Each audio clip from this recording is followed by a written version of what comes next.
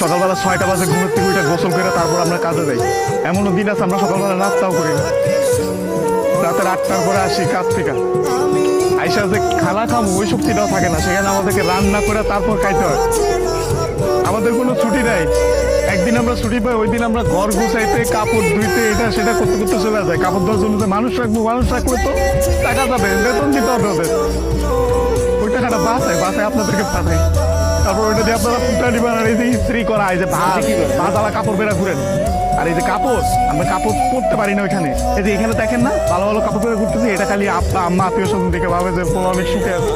ওখানে তো জামা কাপড় পরার টাইমই পাই না আমরা, কখন জামা কাপড় পরবো, সারাদিন তো ইউনিফর্ম পরেই টাকা লাগে। রাতের বেলা খারাপ বেলা খাওয়ার পরে এই যে 5টা মিনিট মা বোন বাপের সাথে কথা বলি, ওইটাই আমাদের জীবনে সারাদিনের সুখ। সারাদিন কষ্ট করে ওই যে 5টা মিনিট মায়ের সাথে কথা বলবো, এটার জন্য 16 ঘন্টা 18 ঘন্টা করে আমাদের চাকরি করা হয়।